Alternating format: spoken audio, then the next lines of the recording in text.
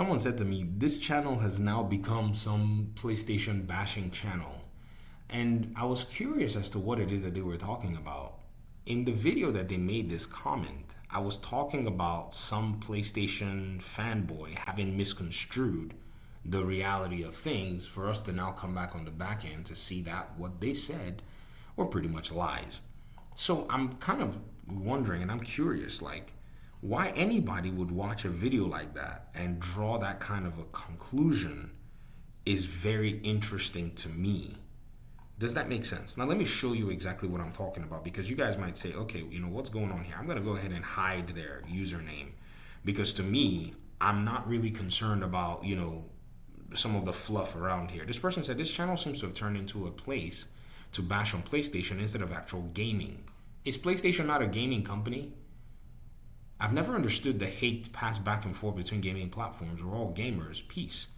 Okay, the video was talking about how PlayStation fanboys are trying to run cover for their earlier disinformation about the PS5 Pro, while the PlayStation's chief engineer came out and set the record straight.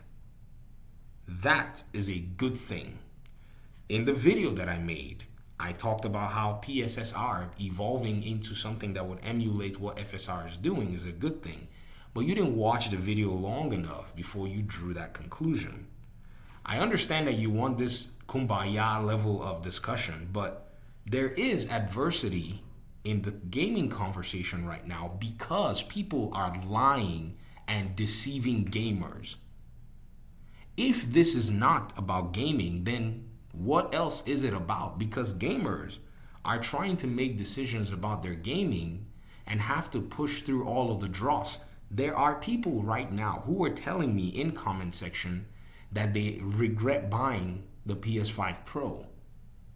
So those gamers that are basically taking up the perception from these so-called talking heads, if the conversation was had earlier and we could get to the truth before people ran out the door to go buy something that PlayStation did not even promise but the fanboys ran with, I think we would have had people make better decisions with their money. This is not just my opinion. This is a fact of the matter. So again, I understand you want to kumbaya your way through the gaming discourse and whatnot, but I don't think that's how it works. So when we start to see integrity and we start to see truth, I think the gaming discourse will be pushed further in the right direction. Grant Taylor Hill writes this article. He said PlayStation is yet to announce another live service multiplayer game. Now, for the longest time, I've been on record saying that PlayStation's multi-platform approach is based on what we got to see from their internal documents. Years ago, we all thought that PlayStation had a different business model, but it was based on perception. And then when Microsoft acquired Activision, a lot of things came out. As they started to bubble to the surface, we saw PlayStation basically start taking the live service approach, telling its shareholders that it wanted to invest more money into live service offerings versus traditional games.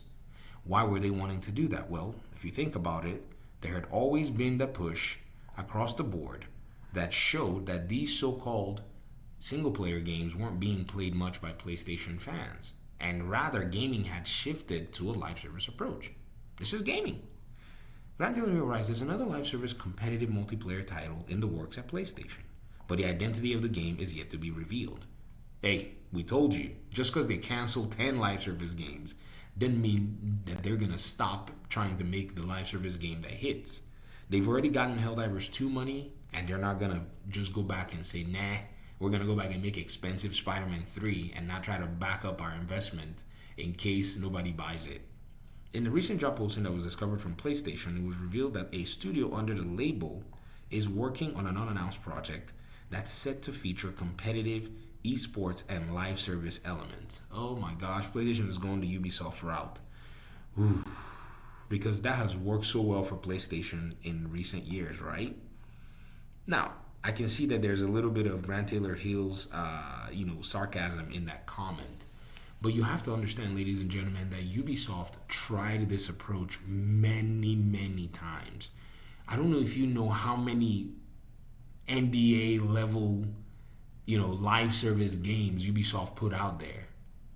I'm somewhat in the Ubisoft pipeline in terms of a lot of their inside games and stuff that I can't even talk about, right?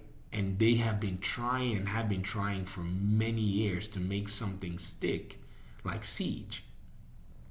The Division they abandoned because they thought things like Hype Escape and all of these other games were probably going to fill the niche. They tried to make the Division Heartland, which was gonna be a survival-based shooter that was gonna take on the Division elements. They tried to take the elements from the Tom Clancy games and make X Defiant. And that's just what you know publicly. PlayStation is playing a very, very, very dangerous game. And this, guys, y'all may think this is all negativity towards PlayStation. The market is indicating differently that this particular piece of the puzzle is one that you have to take care of with a very, very, sensitive, I don't know how it is. You have to take care of it with a very sensitive approach. Number one, PlayStation and its developers and creators, when they made Concord, they made some of the craziest mistakes you could ever make that's so expensive.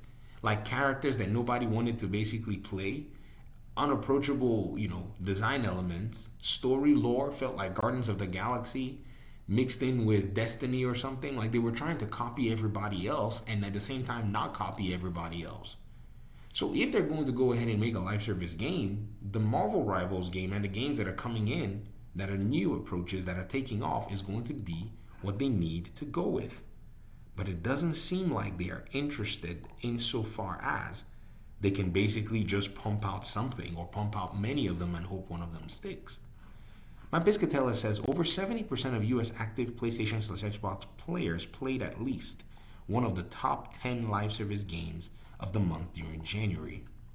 More than 40% of all time spent playing on PS5/Series in the US during January went to those same top 10 live service games. You have to understand that PlayStation wants to get into this market. The problem is PlayStation does not want to do what's necessary to get into this market. The second thing that I've said about this particular problem and situation is that PlayStation wants to use exclusivity as a tool to get into this market. No, you're harming your business. You cannot cultivate, in my opinion, sustainable ecosystems as strong as these other games by negating Xbox. You can't do it. So if they want to go down that route, well, I wish them good luck. On Reddit, eagle-eyed users spotted the recent posted job listing from an undetermined studio, and they instantly started theorizing what game the role could be referring to. The consensus was that it could be some kind of multiplayer fighting game, but at this point, it could be anything. What's made clear by the job, if PlayStation goes into the fighting game, they're going to get buried anyways. I mean, there's already NetherRealms and Capcom with Street Fighter and Mortal Kombat. Then there's Harada and Tekken. Yeah. You better be coming with something serious. And if they do it, in fact, I want them to do it so that maybe they can make another Killer Instinct game.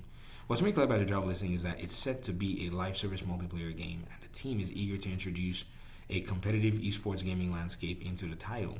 As someone who's been in esports world for many years, I'd like to point out that you can't just invent a landscape or a competitive community. That only works when it's grown, not bought. The listing goes on to mention the game will be multi-platform, covering PC, console, and mobile. Well, I've said this already before. You cannot build a thriving platform like these games and negate Xbox. PlayStation's approach is already failing by trying that. Why?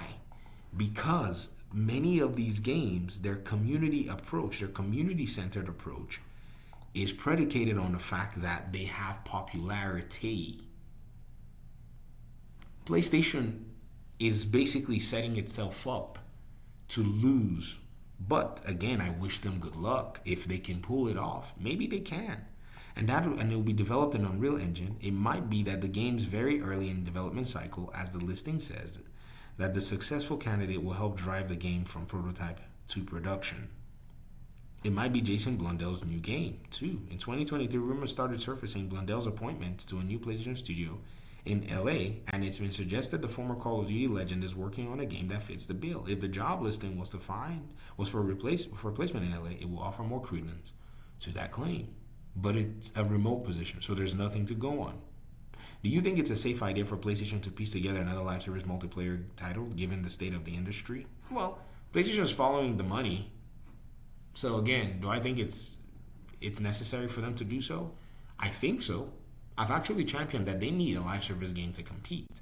However, their terms are terrible for the environment in the market. Hours ago, it was revealed that Spectre Divide, another game fitting into that category, is shutting down. Let me know in the comment section or the Insider Gaming Forum. I'd love to hear you guys' thoughts. Grant Taylor Hill, thanks for the article. Put the link in the description. Peace out.